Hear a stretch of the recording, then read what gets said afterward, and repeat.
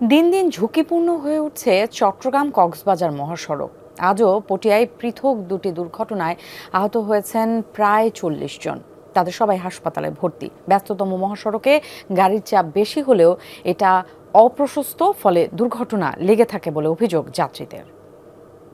নতুন ব্লেন্ডে আরো rich অ্যারোমায় salon family blend টে। সকালে চট্টগ্রামের পটিয়া থেকে শহরে যাওয়ার সময় যাত্রীবাহী একটি বাস শান্তিরহাট এলাকায় নিয়ন্ত্রণ হারিয়ে উল্টে যায়। এতে আহত হন অন্তত 10 থেকে 12 জন যাত্রী।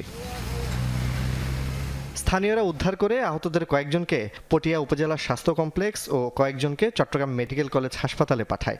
অন্য একটি গাড়িকে ওভারটেক করতে গিয়েই এই দুর্ঘটনা বলছেন আহতরা। এজন্য বাস চালককে দুষছেন তারা।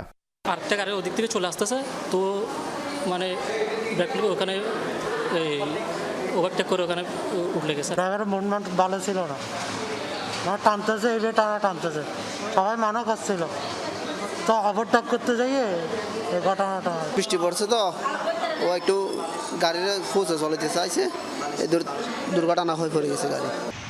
এদিকে সকাল 9:30টায় পটিয়ার বাইপাস সড়কে বিডিসি ট্রাস্ট ইউনিভার্সিটির শিক্ষার্থীদের বহনকারী বাসের সাথে হানিফ পরিবহনের যাত্রীবাহী বাসের মুখোমুখি সংঘর্ষে 28 জন শিক্ষার্থী আহত হন। এর মধ্যে 20 জন বিডিসি ট্রাস্ট মেডিকেলে এবং 8 জন পটিয়া উপজেলা স্বাস্থ্য কমপ্লেক্সে চিকিৎসাধীন।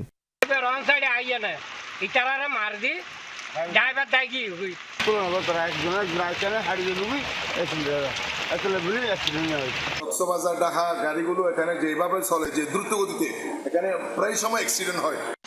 ব্যস্ততম চট্টগ্রাম কক্সবাজার মহাসড়কে প্রতিদিন হাজার হাজার গাড়ি চলাচল করলেও 4 কিংবা 6 লেন না হওয়ায় প্রায় ঘটছে দুর্ঘটনা। জুবাইদ ইবনে শাহাদাত, যমুনা নিউজ, চট্টগ্রাম।